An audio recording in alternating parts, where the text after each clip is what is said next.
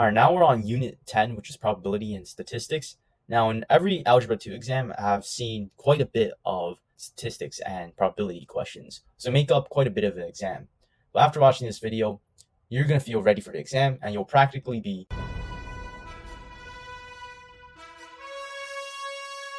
A teacher randomly divides all her students into two groups.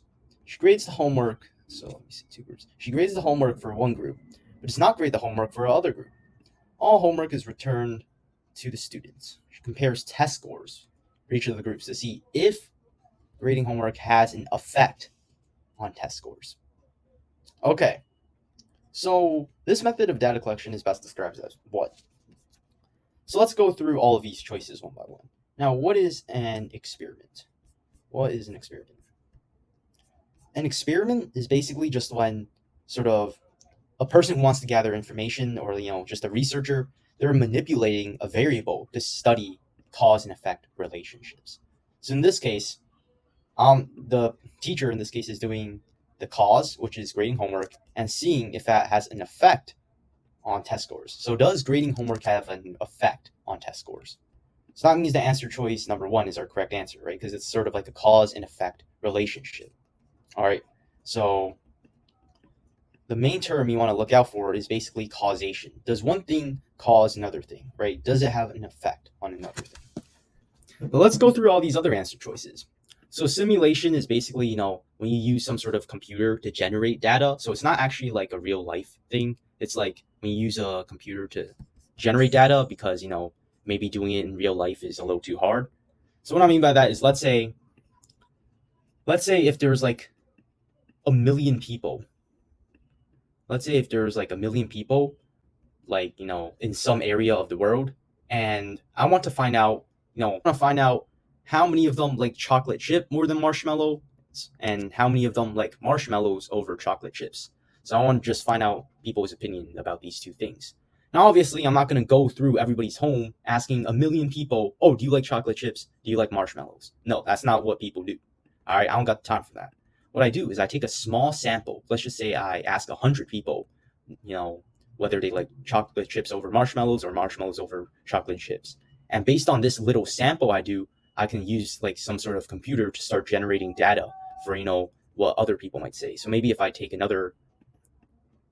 maybe out of this a million people, I take 3 more samples of 100 people. I ask all of them, if they like chocolate chips over marshmallows or marshmallows over chocolate chips. And using this data that I've collected, then, maybe I can go to the computer, generate, data of, what a million people would say. And that's how I'd get my data. But this is a real life scenario, it's not like computer generated. So yeah, an unbiased survey. So that would be, if I LeBron James or Michael Jordan, who's the GOAT?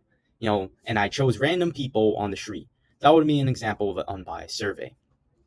Unbiased just means a fair survey.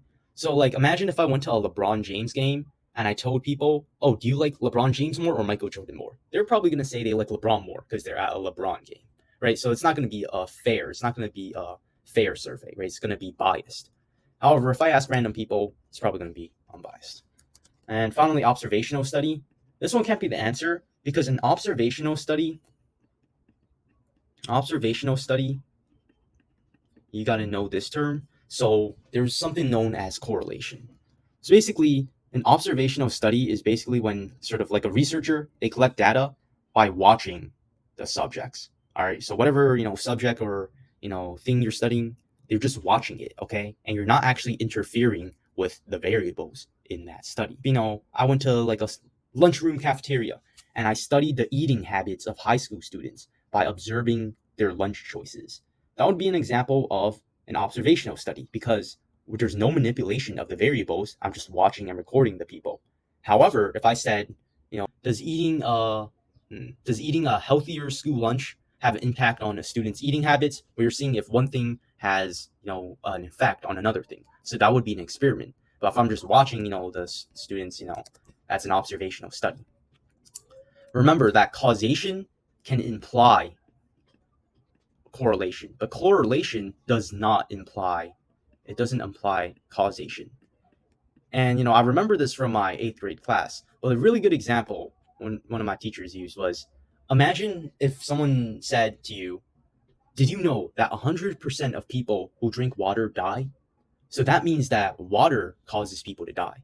You see what I'm talking about, right? There is, even though there is correlation between people dying and drinking water, it doesn't mean that water causes people to die. You get what I mean? So causation and correlation are two separate concepts. Okay, so causation, you see them in experiments. Correlation, that's usually what people want to see from experiment. Number of ounces in a beverage dispensed by one, normally distributed with a mean of standard deviation of this. What percent of cups? Okay, so basically, whenever you see normally distributed, you should be thinking of a bell curve. So a bell curve looks something like this, and it's called a bell curve because it looks like a bell. Okay. Now on our x-axis for this bell curve, well, we're trying to see the number of ounces of a beverage. So number of ounces of a beverage, and on the y-axis, we're looking at like the percentage basically. So it has a mean of, so that means that the highest percentage of ounces of beverage is going to be at 8 ounces, right? It's going to have the highest percent. Now this question is asking us, to the nearest tenth of a percent, what percent of the cups filled by this company's dispenser will contain between 7.0 and 8.11 ounces. So if I have, let's say, 7.0 here, and let's say I have 8.11 ounces. So let me just draw here. Well, the question is basically asking us, like, what percent of the cups filled by this company's dispenser will contain between these two values? So what are the chances that I get basically like a cup or whatever that's like between 7.9 and 8.1 ounces? And the percentage is going to be represented by the area under the curve. Okay, so that's something important you got to know. The area under this curve gives you the percentage that's like between, the percentage of the cups that's in between these two values. All right, now to solve this problem, you're going to need to know calculator tricks. Okay, so first of all, you're going to press second dish, and you're going to go to normal CDF. Press enter. Your lower bound. So basically, your lower bound basically represents where you start, kind of. So where you kind of start, you're starting at like 7.9, right? You're trying to find out. This is from 7.9 to 8.11 ounces, right? 8.11 ounces. Now, this right over here is the mean. So what is the mean? It's 8.0. This lower thingy right over here represents standard deviation. And it gives us the standard deviation, which is 0.04. So you're just going to press enter, and it's going to give you this. Now, because you want a percent, and in order to get a percent, you have to multiply by 100, right? Because percent means, out of kind of like 100, right? So you're going to get about 99.08 or 99.1, which is here. So this is basically telling us that 99.1% of the cups filled by this company's dispenser will be in between 7.8 and 8.11 ounces. 2 surveys were conducted to estimate the proportion of teams who use social media at least once per day. Based on the results, it was determined that approximately 75% used at least once per day. What is the best explanation of the differences in results between the 2 surveys? So in one survey, you have 100 samples of 5 teens. In the other sample, you have 100 samples of 50 teens. So what explains the basically difference between these 2 results? Well, think about it. I like to think about it like this. So, yeah. All right, so, and the way I like to think about this is, imagine if you're flipping a coin and you're kind of in a table, you're seeing whether you get heads or tails and how many times you got heads or tails. Now, if I just rolled this head 3 times, well, let's say if I get head in the first try, then I get tails in my second try, and then third time I flip the coin, I get heads. So based on this data, does that mean that there's a 66% chance that I get heads if I flip the coin? No. You guys probably know that, if you're flipping a coin, a fair coin, it's going to be a 50-50 for the heads or tails. So, because for this trial right over here, for this trial, we only did 3 kind of flips. Our result isn't going to be that precise. And the way you kind of say it is that there's going to be a pretty big margin of error. All right. Margin of error. However, the more times that you flip the coin, the closer your probabilities will get to 50%. So if I flip this coin, let's say 10,000 times, and I see, how many times I got heads and how many times I got tails, then I'll get a probability that's closer to 50%. So, basically, the more trials that you do, the more accurate result you get, and the less margin of error that you have. And sort of like the same case for this, the more people that you gather, or like the more teams that you gather, the less margin of error you'll have, and basically the more information that you get, meaning that you're going to have a more accurate result. So, the only answer choice that kind of matches is not answer choice number 4. Answer choice number 4 says larger results in a bigger margin of error. No, it's actually number 3. Okay. So answer choice number 3 says the larger sample size of 50 teams resulted in a smaller margin of error. So smaller margin of error, and should provide a more accurate estimate. And yeah, that's going to be the answer, right? There's going to be a smaller margin of error, right? And for this example right over here, there's a pretty big margin of error from what was, the 50-50 heads and tails flip, right? There's a pretty big margin of error. I'm just going to backtrack here a little bit. So another answer choice that they might ask you is, like another answer choice for these types of problems is something known as a census. So census basically just represents everybody. So in this case, for the experiment I was talking about before, imagine if I asked all 1 million people if they like chocolate chip over marshmallows or marshmallows over chocolate chip. If I asked everybody there, that would be considered a census. All right. So census just represents kind of the whole, population, I guess, that like you're asking, right? You're not taking samples, you're taking the whole thing. All right, now let's go through to the next problem. So actually, let's do this one. The Hot and Tasty coffee chain conducts a survey of its customers at its location at the Staten Island Ferry Terminal. After the survey is completed, this states that 70% of customers who took the survey said the most important factor in choosing where to get the coffee is how fast they are served. Based on this result, Hot and Tasty coffee can infer what? Well, let's read out some of the answers. Most of its customers in New York State care most about being served quickly. So this answer choice is basically saying that, if I go to some sort of coffee chain in Staten Island, and the people at Staten Island say that, the most important factor about choosing where to get their coffee is how fast they're served, does that mean that most of the customers here in New York State care most about being served quickly? No. One can't be your answer because New York State is just a little too broad, I guess you can say, right? New York State, we've only been talking about, in Staten Island. We haven't been talking about in New York State. So just because it happens in Staten Island, doesn't mean that the people there, in New York State say that, the most important factor is, how quickly they're served, right? So it's just a little too broad. Number 2, coffee drinkers care less about taste and more about being served quickly. No, that doesn't really, there's not really any inference about there. They say it's the most important factor, but that doesn't mean that they don't care about the other factors. Most of its customers at Staten Island Ferry Terminal care most about being served quickly. Now this would be considered the answer because you're being specific, right? It's at Staten Island Ferry Terminal, and most of its customers, in this case 70%, care most about being served quickly. So yeah, I would say that's the answer. Let's look at answer choice number 4 though.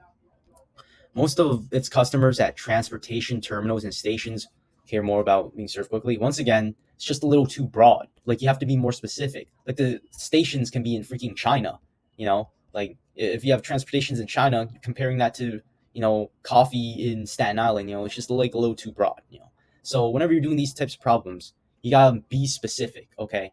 You gotta know, even just the little details like Staten Island. They're throwing that in there, so you have to be All right, now let's look at the empirical rule, which I like to know as the basically 68, 95, and 99.7 rule.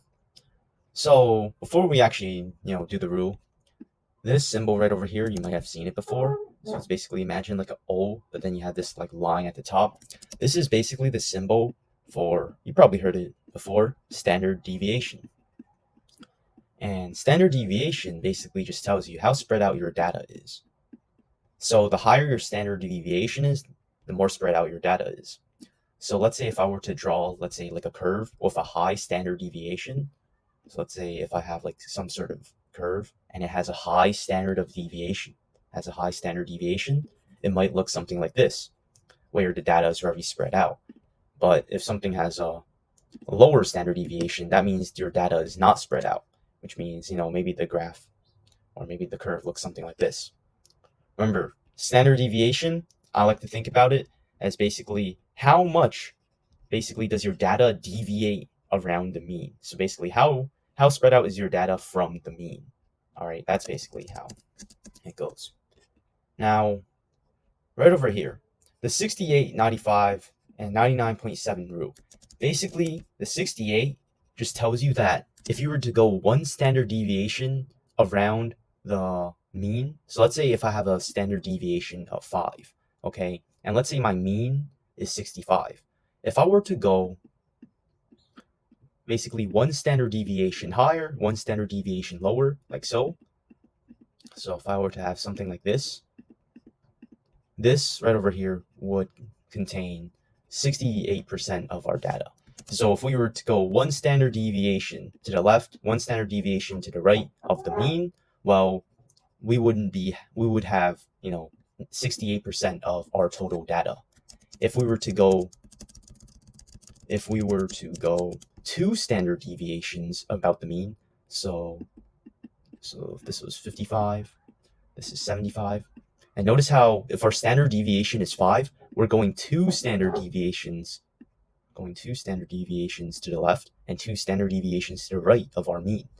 And this just basically says that if we go two standard deviations to the left and to the right of the mean, and we gather all of this data that's in between these two values, well, that would make up 95% of the total data. And if we went three standard deviations, let's say if this was 50 and then this was 80, if we went three standard deviations, all the data here would be 99.7% of our total data. Okay, so yeah, that's basically what the empirical rule is. Now let's talk about what a confidence interval is. And in this case, for the Algebra 2 regions, you're probably gonna see this. So you're gonna see 95% confidence in an interval. 95% confidence interval.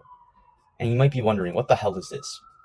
Well, a 95% confidence interval basically just says that if you were to repeat your study many times and you calculate a 95% interval each time, that just basically means that approximately 95% of those intervals would contain the true population parameter, aka mean or proportion. Well, imagine if you survey a sample of people and you find that 60% of the people support a policy, and you have a 95% confidence interval of 53% and then 67%. So that's our interval. Well, that just basically means that we are 95% confident that the true proportion of the population who support the policy is between 53% and 67%. Kind of the way I like to think about this, using this example that I just said, is basically imagine if there's 1 million people, right, on somewhere on Earth. Now, I want to ask them, basically, do you support a certain policy? And if they do not support a certain policy. Now, obviously, I'm too lazy to ask all 1 million people if they support the policy or not. So what I'm going to do is I'm going to only ask 100 people. I'm going to take a sample out of this entire kind of population, right? And I'm going to gather some data. And basically, the data I gathered is that, well, 60% of the 100 people, so that means 60 people, basically, right? Because 60% of 100 is 60. I find out that 60 people support a policy, and I have a 95% confidence interval of 53%, 67%. And this basically just shows that we are 95% confident that the true proportion of a population who support the policy is in between 53% and 67%. So once again, right, when you're taking a sample out of the actual population, this isn't 100% accurate kind of representation of what the true population thinks, right? But based on this sample, we can get a sort of range for what, the actual kind of population would think, the total population would think in this policy. All right, so there's two ways to find your 95% confidence interval. This is the first way. You take your mean, which is represented by this x and then this sort of line on top of it, and it's going to be plus or minus 2 times the standard deviation. So this basically means that you're taking your mean and you're adding it to 2 times the standard deviation, and you're taking your mean and you're subtracting it by 2 times the standard deviation, and this is going to give you a confidence interval. And remember that it's a confidence interval, so it's going to be in between sort of two values, right? We saw in the example here, this is the interval, right? It has two values. So that's why there's this like plus or minus, right? Now, here's some like Regents examples. These are like the exemplars I saw. And, this is just kind of like a very common problem you'll see on the Regents. So in a packaging plant, machine packs jars, states that a box is packed on average every 42 seconds. To test this claim, the packaging plant randomly selects a sample of 10 boxes and finds that the sample mean to be 49.8. Now, this company ran a simulation of 1,000 trials based on this manufacturer's claim, and the approximate normal results are shown below. All right, based on the simulation, so based on this simulation right over here, this 1,000 trials we see over here, determine the interval containing the middle 95% of plausible mean times. This just basically means the 95% confidence interval. So basically what we do is we take our mean and we just apply it to this formula, right? For our simulation, right? Because it says based on the simulation, we know what our mean is and we know what our standard deviation is. So remember the formula. It's going to be the mean plus or minus 2 times the standard deviation. So that's exactly what the student did here. Our standard deviation multiplied by 2, so 2 times our standard deviation, is going to be 6.21. So look what the student did here. They took the mean and they added 2 times the standard deviation, which got them 48 point whatever that is. I can't really read it, but then the other step they did was they take the mean and they subtracted 2 times the standard deviation, and they got this range. All right, which is once again, it's basically what's here. Now, is the time 49.8 seconds unusual? What is this problem asking us? Well, it's saying basically, how in the problem, it says that to test this claim, the packaging plant randomly selected a sample of 10 boxes, and it finds that the sample mean is 49.8 seconds. But if you take a look at our confidence interval, well, remember what the confidence interval is, right? The 95% confidence interval is. The 95% confidence interval basically says that we're 95% confident that the true proportion of a population is in between these two values. So in this case, notice how the time 49.8 is outside of this range, right? We are 95% sure that the time it takes for this machine to pack boxes is around 55.82 to 48.24, right? With this 95% confidence interval, right? The mean for this one is 49.8, and it's outside of this interval. So when this value is outside of your interval, you're going to say that, well, this time is unusual. Yes, it is unusual because it falls out of the range in which we can be 95% sure. All right. Find a 95% confidence interval, and then, they're going to give you a question like this, like a follow-up, and you just have to see if it's part of this confidence range or if it's not. If it's another example, state officials claim that 82% of opinion repeal 30 mile speed limit. 82. So they did a simulation to see if this is true. Okay. Each dot on the graph represents the proportion of community members. It's 200 simulation surveys, usual sample size 60. You get the mean and we get the standard deviation. So if we want to find this interval containing this plausible proportions, once again, all of this is just fancy lingo for 95% confidence interval. So once again, what we do is we take our mean, and it's going to be plus or minus 2 times our standard deviation, which is 0.053. And then we get that the range is from 0.713 to 0.925. Now, the community organized its own sample of 60 people and found that 70% supported the repeal. Based on the results of the simulation, explain why the organization should question the state official's claim.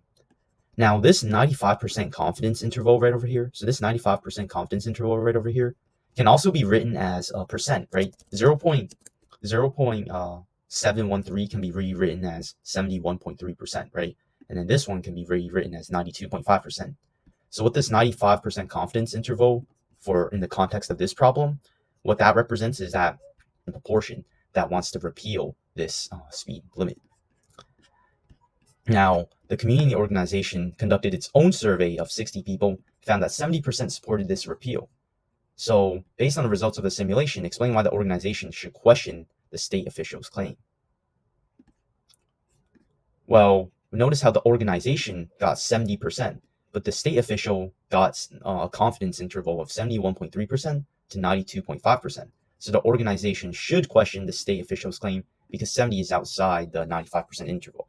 So once again, the follow-up question is always going to be it's going to show you like a certain percentage, and you basically just have to check if it's in the interval or if it's not in the interval. And which the state officials are 95% sure that, somewhere in between these two values, it could be, let's say, 80%.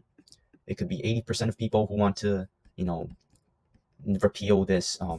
repeal this speed limit. It could be 90%, right? It could be any value that's basically in between these two values, right? That's in these interval.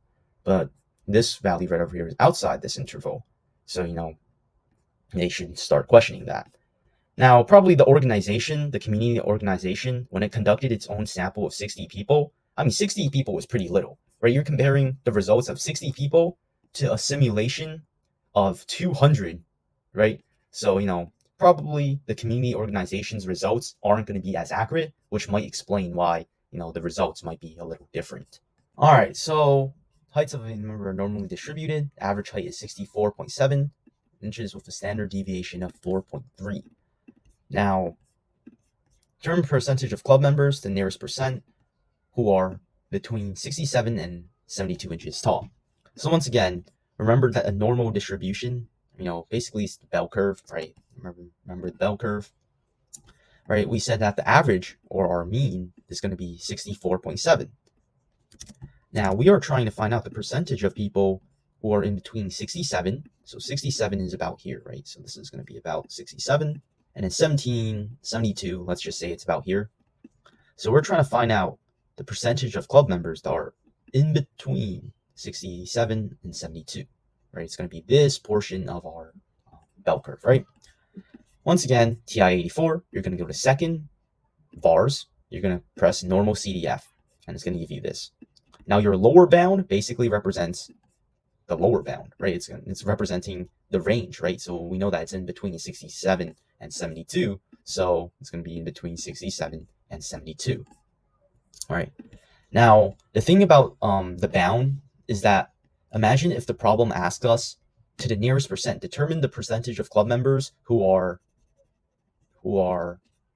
let's just say if the problem was determine the percentage of club members who are below 64.7 inches. Let's just say the problem said this.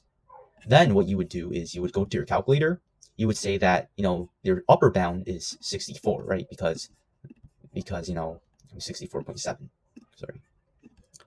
Right, because that's where, the upper bound is. And for the lower bound, you just put in very low numbers. So you're going to put in, let me just put in like a very low number. And basically what that represents is if I were to draw a graph like so, right? Basically it's saying that imagine if 64.7 is our mean. 64.7 is our mean. Well, our lower bound is going to be a very small number, right? Let's just say this is negative 99999. Right? It's going to be like a very small number. And then our upper bound is 64.7. So we're just making sure that we cover this entire area right over here. All right, we're making sure that we cover this entire area and we're not missing out on these, parts over here. All right. But that's another problem that's different from our problem. And once again, it's in between 67 and 72. So that's what we're going to do. It is in between 67 and 72. what is our mean? Well, we said our mean, aka our average, is 64.7, and our standard deviation is going to be 4.3. So yeah, because that's what the problem said. So enter into our calculator, and we get about 25%. Now, imagine if the question was stated like this. So I actually changed up the question a bit. So the heights of a member of a ski club are normally distributed. The average height is 64.7 inches with a standard deviation of 4.3 inches. There are 100 people in the ski club. Determine how many club members are in between these two values. Well, if you were to solve this problem, if I were to compare it to the problem that I just solved, what you would do is, once again, you would do the same thing. You would find this 25%, right? You would do the same calculator trick. However, we're given that we're trying to find out how many club members, not a percentage. We're trying to find out how many club members are in between 67 and 72 inches. So what we would do is we would multiply this 25% by this 100 ski club members in total, right? And we would get 25. All right, the second way to calculate 95% confidence interval is margin of error. So you use margin of error, and you're going to use the population proportion. All right. Now you're going to need to know some terms first. So P represents the population, basically the sample proportion, or basically, population proportion before a sample. So I like to think about P equal to X over N, where X is the part and N is the whole. So basically, for example, if we have a sample of 100 people, and I find out that 40 of them likes the color red, well, kind of the sample proportion that likes the color red is just going to be the people who like red over the total amount of people, right? It's going to be the part over the whole thing, which is just 4/10 or 2/5. You get the idea, right? It's part over whole. All right.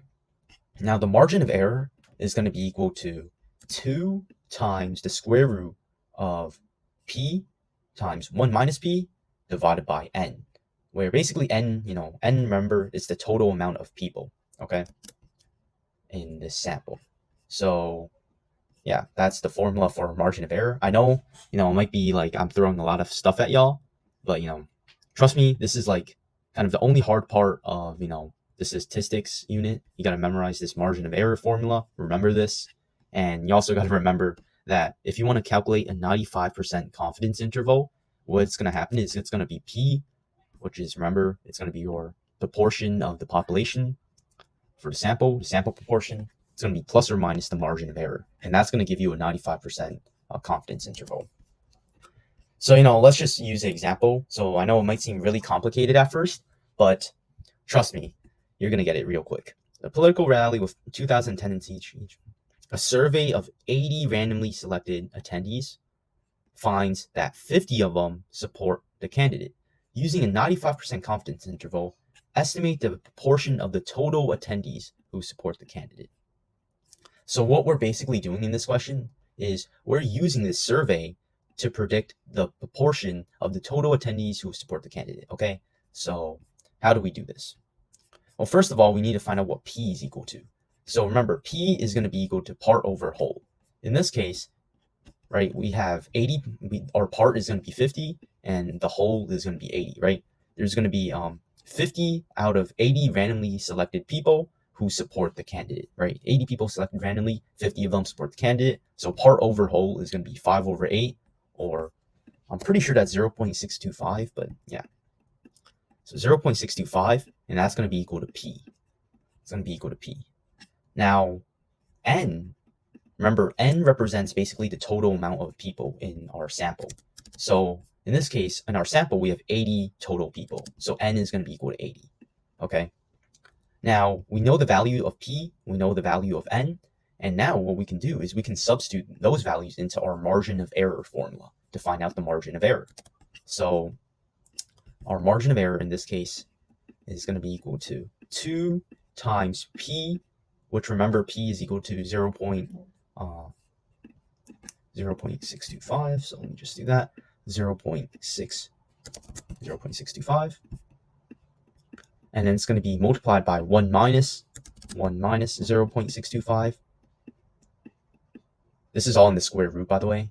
And then this is going to be divided by the total amount of people, which is 80, right? We said there was 80 people in our sample. Now, let me just put this in a calculator to kind of approximate it. So it's going to be 0.625 times 1 minus 0.625. This is going to be divided by 80.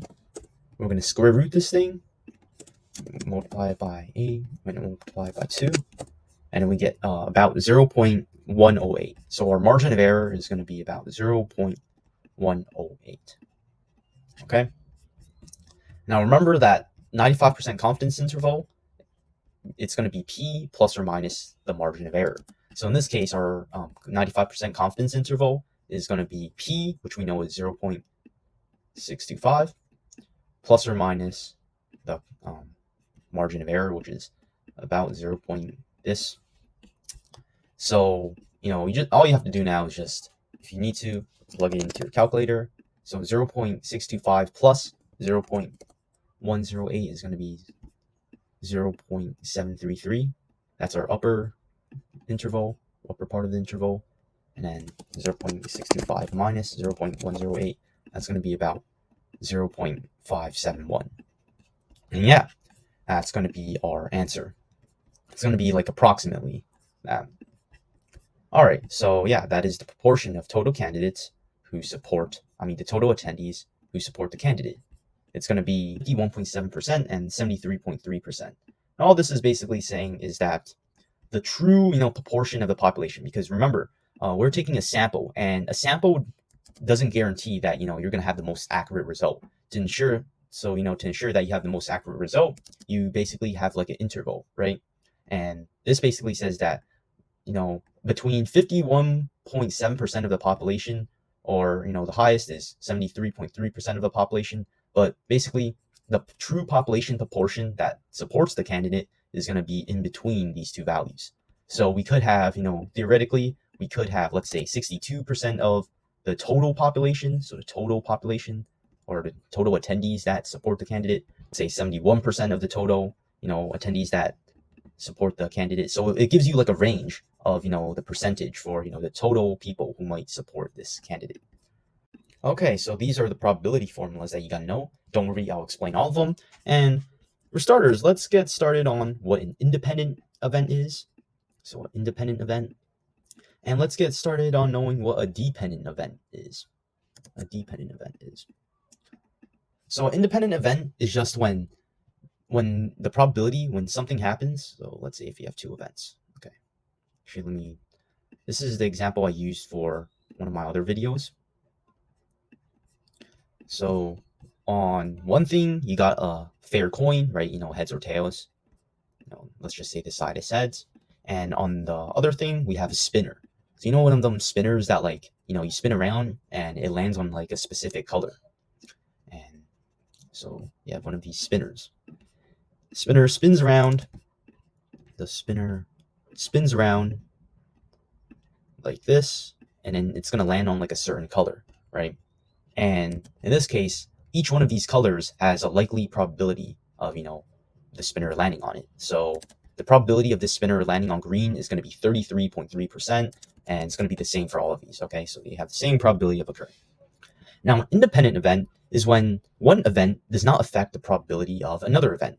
For example, if I flip this coin and I get, let's say, heads, that's not going to affect the probability that I get green if I spin the spinner. The probabilities of all of these events, they're going to stay the same, right? So when one event does not have an effect on the probability of another event, you call this an independent event. Now, an example of a dependent event is, well, this is a very common example. Imagine if you have marbles in a container. If you have marbles in a container, let's say you have white marbles, and let's say you have green marbles. Now, let's say if I pick out a green marble from this container and I place it outside. So this green marble is not going to be in the container anymore. All right, so this green marble is gone. Now notice how when this green marble is picked out of the container and it's basically gone from the container, notice how I'm more likely to pick out a white marble. Right in the beginning, before we picked out this green marble, notice how there's 4 white marbles and there's 4 green marbles. So the chances that I pick a white marble is going to be 1/2, right? But notice how after I pick out this green marble, notice how the chances of me picking a white marble are now 4/7. There's 4 white marbles in total, and there's going to be 7 total marbles, right? There's going to be 4 white marbles over 7 total marbles in the container. So notice how the probability of one event, in this case, the probability of me choosing green on my kind of first pick, affects the probability of me choosing white on the second pick. So when two probabilities affect each other, we call this a dependent event because the probability of something happening depends on the probability of the first event, okay? Now, let's do a simple example. So look, which statement is best supported by the data? The probability of student, so a random sample 150 students was surveyed, blah, blah, blah. The survey results are summarized in the table below. And which statement is best supported by the data? Probability was greater than probability of given that. All right. So what the hell does given mean? I see all the answer choices and all of them say given. What the hell does that mean? Well, given just means basically guarantee. Our given means guarantee. So if we were to take a look at the first answer choice, okay. So let's analyze the first answer choice. The probability of being late given that a student walked. So if we're given that a student walked, it's basically saying that we're guaranteed to get a student that walks. Okay, we're guaranteed to get a student that walks. So notice how in the table right over here, where we have attendance status and then we have method of transportation. We have these different methods of transportations and we have these different attendance statuses, right? You can either be late or you can be on time. Now, the probability of being late given that a student walked. So if we're given that a student walked, right, notice how there's only 2 scenarios. If a student walks, they can either be late or on time. And the probability of being late is going to be, well, in this case, it's going to be 4 out of 22 because there's 22 students total who walk, right? There's 22 students in total who walk. And the probability of being late given that, you're a student that walks is going to be 4 out of the total 22 students. And this is basically saying, the answer choice number 1 is saying that the probability of being late given that a student walked is going to be greater than the probability that a student walked given that the student was late. So what does this mean? Well, if we're given that a student is late, remember, given means guarantee. So if I actually, let me just erase all of this. So we said how this is 4 out of 22. And we're saying that this is going to be greater than the probability that a student walked given that the student was late. So if we're given that a student is late, this basically means that we're guaranteed that a student is late. So it has to fall in one of these categories, right? And how many students are late in total? Let me see. There's going to be 30 students that are late in total. Okay. Now, what is the probability that a student walked given that the student was late? So if we're given that a student is late, which we know there's 30 students that are late, out of how many of these students that are late did they walk? And notice how 4, right? There's going to be 4 out of 30 students who, they're late and we're given that they're late and, they walked. So it's 4 out of 30. So notice how 4 out of 22 is greater than 4 out of 30. So answer choice number 1 is our correct answer, okay? So whenever you're doing these problems, right, and it says given, that just basically means guaranteed. So we're guaranteed in this case that, for the second part of the answer, we're guaranteed that the student was late, right? So it has to be one of these 3 options, right? It's either they're late by car, they're late by bus, they're late by walk. If we're given that they're late, they can't be on time. So we can basically eliminate this column from our site, right, shown below the table, right? So let's say if we're given that, we're in some sort of cafeteria and we ask students, okay, which one of these foods do you like best? Do you like pizza? Do you like burger? Or do you like salad? And in addition, we also ask if they like soda, if they like water, and if they like juice. And here's the results. So 20 students say they like soda and pizza. 10 students say that they like pizza and water. And 5 students say that they like juice and pizza, right? So, the total amount of people who like pizza, notice here, is 35, right? And then I did this for, burger, salad, and everything at this table.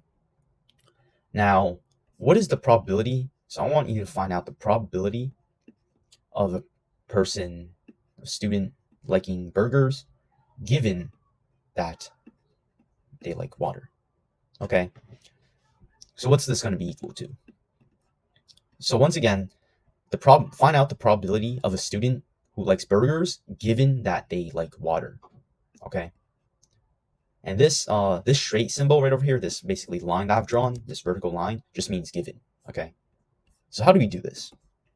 Well, once again, given means guarantee. So we're given that the student likes water.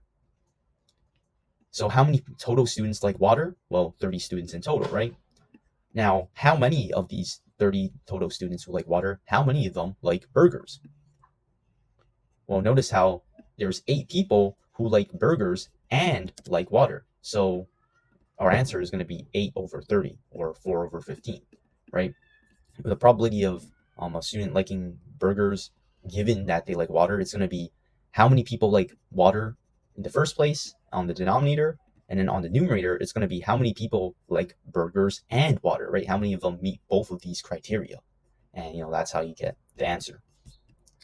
So basically from this example you can kind of see how the probability of B given A is going to be equal to the probability of A and B divided by the probability of A. Right, in the example before, if B basically represent the probability of a student liking burgers, and if A represents given that they like water, it's going to be the probability that they like water and burgers divided by the total amount of students who likes burgers, which is the probability of A, right? So this is basically the probability formula for a given scenario, right? But you don't even have to follow this formula, right? You could just kind of logically think about it, drawing the lines that I did before, right? When I did the example, right? Notice how I drew 2 lines, and basically the intersection point of these 2 lines represents probability of the student liking water and liking burgers, right? So their intersection point basically represents the and part of our formula. Notice how for this given formula right over here, notice how if I multiply both sides by the probability of A, I get that, notice how the probability of A's cancel out. So I get that the probability of A and B occurring is going to be equal to the probability of A times the probability of B given A, right? So this formula right over here, the probability of A and B is derived from, the given formula. And this formula right over here can be used for dependent events. So once again, a dependent event is when, the probability of one event depends on, what happens to the other event. And I'll give you examples on, this. But what you also have to know is this other formula right over here. And you probably already know it. The probability of A and B is equal to the probability of A times the probability of B. And this is for independent events. When the probabilities don't kind of collide with each other, you can use this formula. Let me show you an example. So let's say if you were to flip this coin and spin the spinner, okay? What's the probability that I land on heads, and on, once I spin the spinner, what's the probability that I land on green? So I know, this might not be phrased the best way, but basically, what's the probability that when I flip this coin, I get heads, and the probability that, when I spin the spinner, I'm going to get green? What's this probability going to be equal to? Well, you might just say, this is simple, right? The probability of me getting heads is going to be 1/2. And the probability of me getting green when I spin the spinner is going to be 1/3, right? Because it's going to be 1 out of 3 equally likely options. So 1/2 times 1/3 is going to be equal to 1/6. So, right, this formula right over here for, and statements, the probability of A and B occurring, you probably already know it, right? You just multiply the 2 probabilities together. However, this formula right over here is only for independent events. If you're dealing with dependent events, you actually have to use this formula right over here with the probability of B given A, this weird part right over here. All right, so this is the probability with the and formula when you're dealing with dependent events, and this is the probability dealing with and when you're dealing with independent events. Finally, let's look at the probability of A or B. So remember, when you're trying to find out the probability of A and B happening, it's basically saying that both of these criteria have to be met. So if I'm trying to find out the probability of me getting heads and green, it's basically saying, oh, find the probability of me getting heads and I have to get green, right? I can't get head and yellow, right? It's head and green. I have to meet both of these criterias. However, when you're dealing with or statements, you only have to meet one of these criterias. So the probability of A or B, right? You can either get the probability, you can either get event A occurring or you can get event B occurring. But as long as one of these kind of events occur, then it's going to meet this criteria. So, for example, let's say if I have a list of numbers. Let's say if I have a list of numbers, and I want you to find out what's the probability that we get a number that's a multiple of 2, or we get a multiple of 3. And also, I want you to really know the difference, okay? I want you to really practice this. So what's the probability that I get a number out of this set of numbers that's a multiple of 2 or it's a multiple of 3? And what's the probability that I get a number that's a multiple of 2 and it's a multiple of 3? Well, the probability that I get a number from this that's a multiple of 2 and it's a multiple of 3, well, the only number that meets the criteria is 6, right? 6 is a multiple of 2 and it's a multiple of 3. It meets both of these criteria.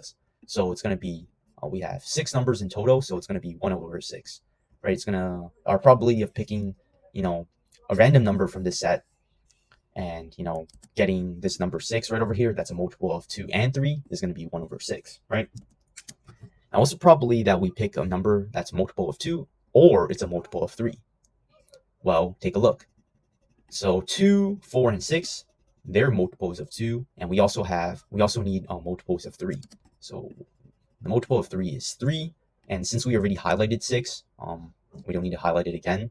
But basically, the probability of me getting a number that's a multiple of 2 or it's a multiple of 3 is going to be 4 over 6. Notice how there's like 4 highlights, and there's 6 options. So it's going to be 4 over 6, or 2/3.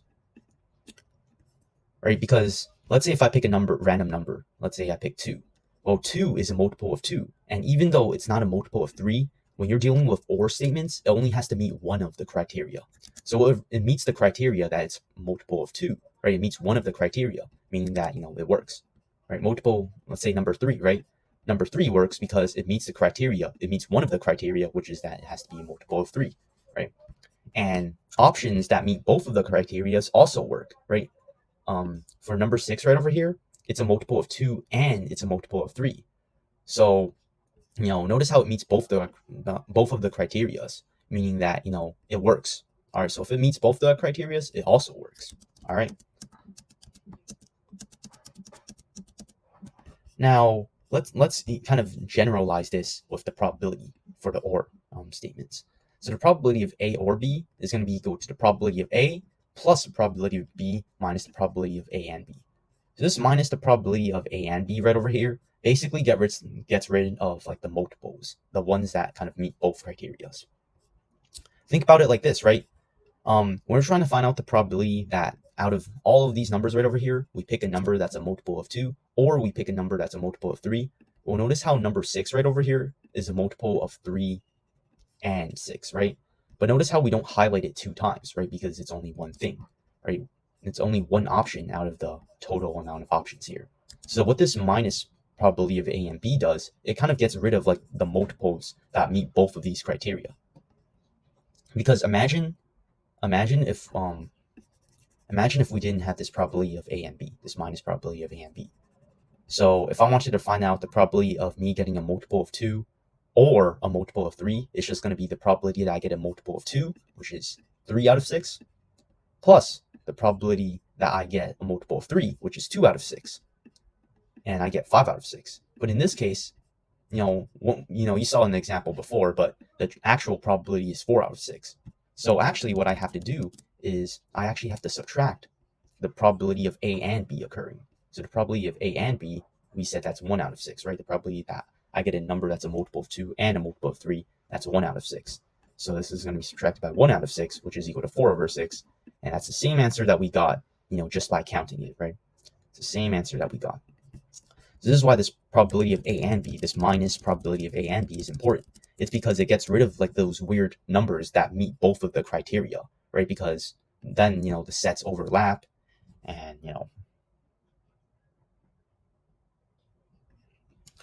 Another way to kind of think about this is, let's say if we have a sample, right? Let's say this is our sample, right? In this case, our sample can represent, the sample of numbers that we have. Let's say this represents the probability of A occurring. All right, and let's say that we have another circle, and this represents the probability of B occurring. Now notice how, the probability of getting A or B, the probability of getting A or B is going to be the probability of A. So I'm just going to shade this in. It's going to be the probability of A. Let me do this in a different color. It's going to be the probability of A, which is this, plus the probability of B. But notice how, when I shade these two circles in, there's overlap, right? There's going to be overlap in this middle section, and that's actually going to give you, not an accurate value. So what you actually have to do is you have to subtract the probability of A and B from it, and that basically gets rid of one of the multiples for this, so that you get the probability of A and B, right? It gets rid of this extra kind of probability that we used to fill in, but now since we subtracted the probability of A and B, now it's not filled in anymore. So then we don't end up with an extra kind of probability value. Okay. Now using the table below, determine whether the events prefer pizza and prefer soda are independent. Now recall that when an event is independent of one another, the probability of one thing and another thing is just going to be the probability of P times probability of S, or probability of A times the probability of B, whatever variables you're using, right? Remember that this formula right over here only applies for independent events. It's used for independent events only. So remember, the spinner example and the coin flipping example I did. If you want to find out the probability of heads and green, just multiply out the probabilities together and you get your result. Now, using the table below, determine whether these two events are independent. So what's the probability that the person prefers pizza and the person prefers soda? What's the probability of these two things happening at once? Well, I'm going to just draw a little diagram, right? So soda is right over here, and pizza is right over here. So the probability of a person picking preferring soda and pizza is going to be, it's going to be 20, right? Because that's what goes in both of these sections, right? This is the intersection point. And the total amount of people, you notice how it's 100. So the probability that a person prefers pizza and prefers soda is going to be 20 out of 100, or 1 out of 5. Now the true probability of a person preferring pizza and preferring soda, let's see if using this formula right over here gets me the same result. If using this formula right over here gets me the same result as what I have here, then it's an independent event. But if not, then it's a dependent event. So what's the probability of, so once again, the probability of a person preferring pizza and soda, assuming that it's an independent event. So we're assuming that's an independent event. It's going to be the probability of a person preferring pizza times the probability of the person preferring soda. Now, what's the probability of a person preferring pizza?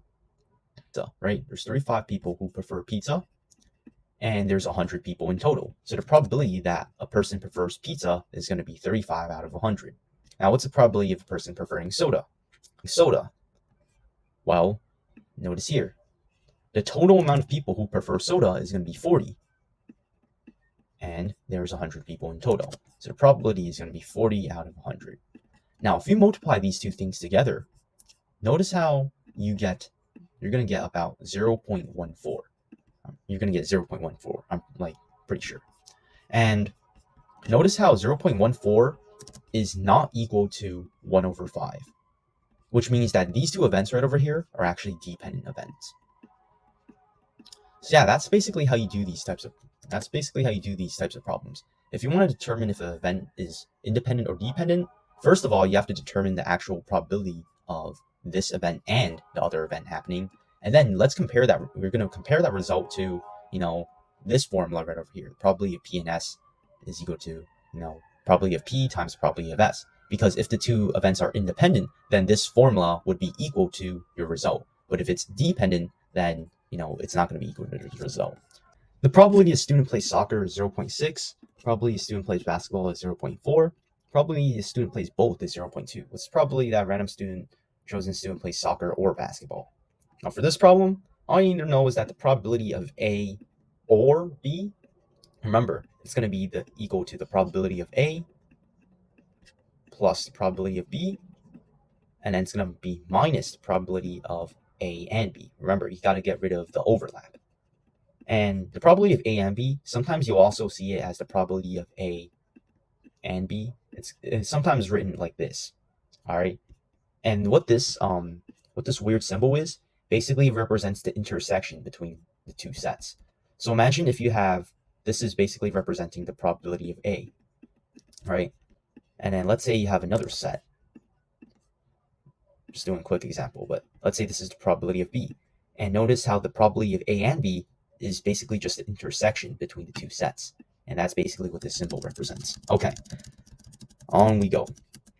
Now, in this case, we're trying to find out the probability that a chosen student plays soccer or basketball. So it's going to be the probability the student plays soccer, which we know is 0.6, plus the probability that a student plays basketball, which is 0.4, and then it's going to be minus the probability of A and B, aka it's going to be minus the probability the student plays soccer and basketball, or just both, right? So it's going to be minus 0.2, and that's going to be equal to 0.8, or 80%. That's our answer.